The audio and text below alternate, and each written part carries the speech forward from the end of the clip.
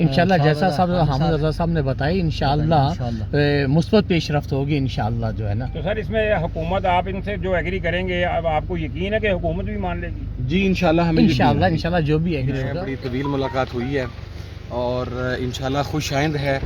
لیکن چونکہ ابھی ایک بریک تھرو ہوا ہے، تمام بزرگ اکابرین اہل سنت کے سب اکٹھے گئے ہیں اور انشاءاللہ اللہ کے گھر امید ہے کہ پازیٹیو ڈیولپمنٹ ہو جائے گی. تو ایسا ہے کہ کل یہ اسلام آباد کے لیے مارچ کرنے پہ ابھی تو مزید ہیں یا مان گئے ہیں کہ نہیں کریں گے؟ نہیں دیکھیں، بات چیت مراحل میں ہوتی ہے اور اس کے اندر پہلا مرحلہ چونکہ اس وقت ہم نے انہیں ریکویسٹ بھی کیا، اور ایک بات ان کے حوالے سے بھی میں واضح کر دوں، انہوں نے بڑا کیٹیگرائز کر کے کہا ہے کہ ہم محب وطن طبقہ ہیں، ہم کسی صورت کے اندر تخریبی طاقتوں کو یا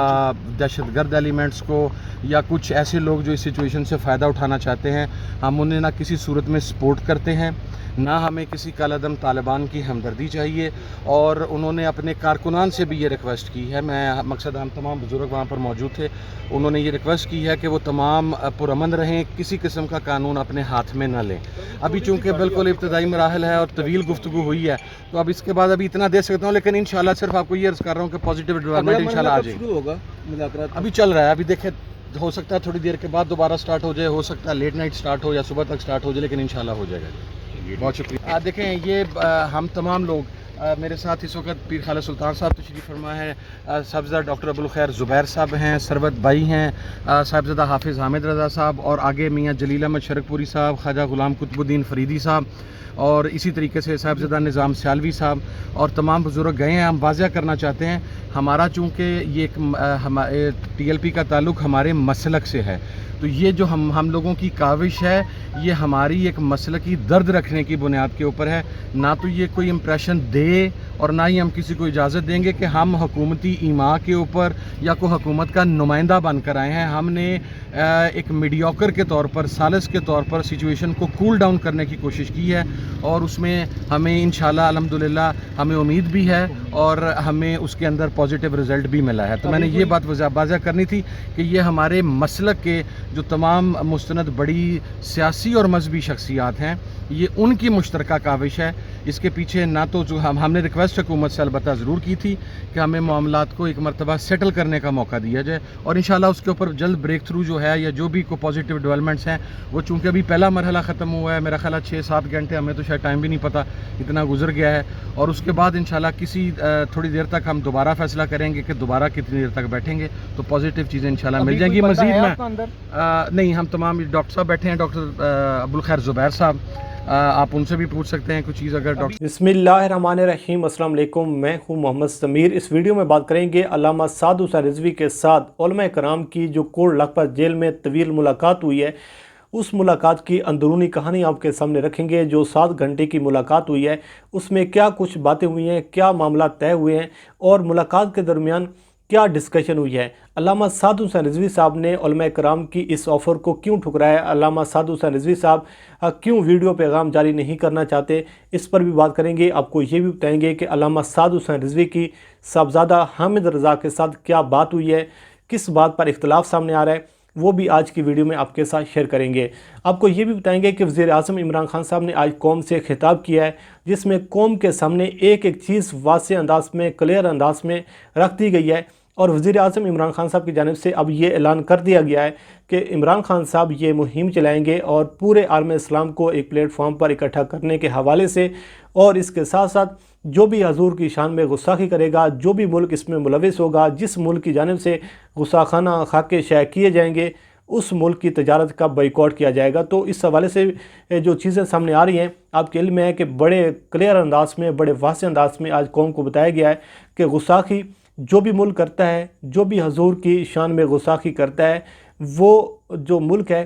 وہ اس چیز سے باز نہیں آ رہا. لیکن ہم پاکستان میں اپنی املاک کو نقصان پہنچاتے ہیں، ہم پاکستان میں اپنی قوم کا نقصان کرتے ہیں، لیکن جو عالم اسلام کی خاموشی ہے، اس خاموشی کی وجہ سے جو مغرب ہے، جو حضور کی شان میں گستاخی کرنے والا جو ایک ملک ہے، وہ اس ساری صورتحال سے باز نہیں آ رہا. اگر ہم ایک پیج پر اکٹھے ہوں گے، اگر عالم اسلام ایک پیج پر اکٹھا ہوگا،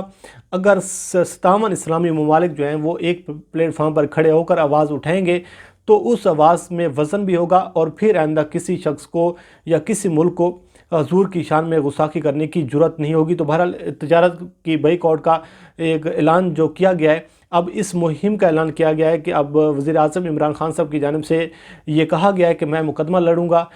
اور میں عالم اسلام کے تمام ہیڈ آف اسٹیٹ سے بات کروں گا اور ہم سب مل کر یہ اس راستے کو بند کریں گے۔ اب ہم بات کر لیتے ہیں کہ جو تلخی، جو کشیدگی اور جو ٹی ایل پی اور حکومت کے درمیان معاملات دن بدن بڑھتے ہوئے نظر آ رہے ہیں۔ ٹی ایل پی کی جانب سے اعلان کیا گیا تھا کہ 20 اپریل کو اسلام آباد کی جانب مارچ کیا جائے گا اور اگر فرانس کے سفیر کو نہیں نکالا جاتا تو اسلام آباد میں دھرنا دیا جائے گا۔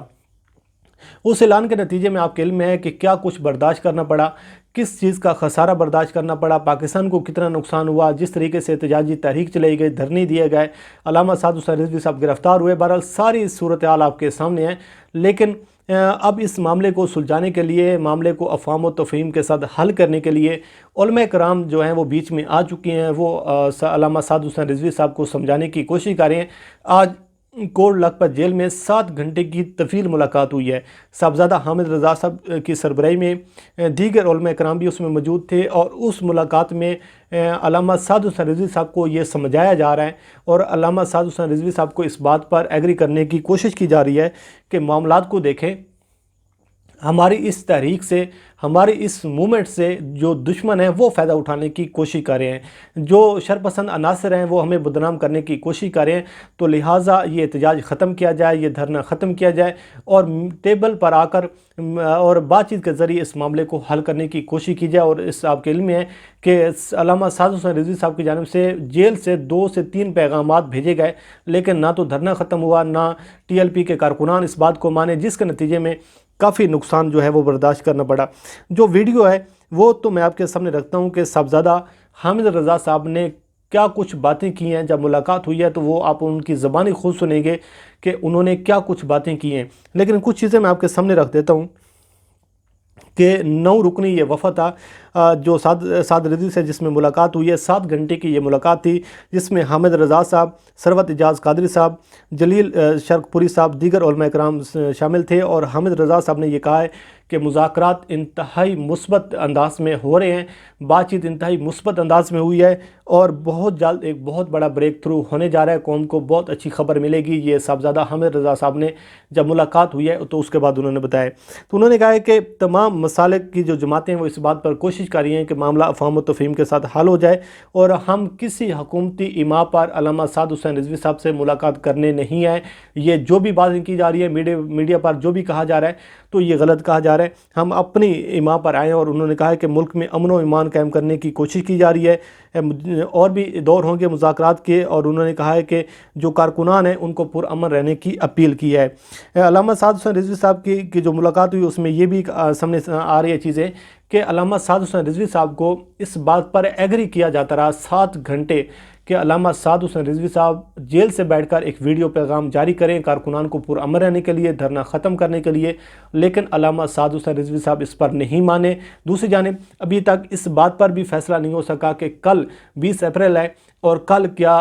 حکومت کے خلاف احتجاج کیا جائے گا یا نہیں کیا جائے گا، دھرنا دیا جائے گا یا نہیں دیا جائے گا، اس بات پر بھی ابھی ٹی ایل پی جو ہے وہ کلیئر نہیں ہوئی۔ بہرحال حکومت کی جانب سے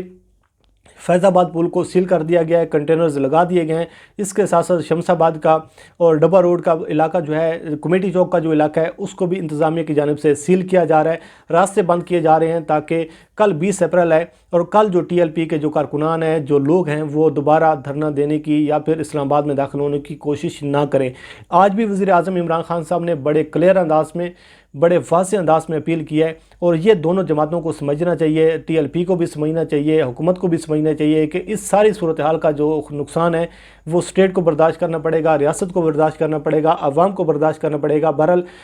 مثبت جو رد عمل ہے وہ سامنے آنا چاہیے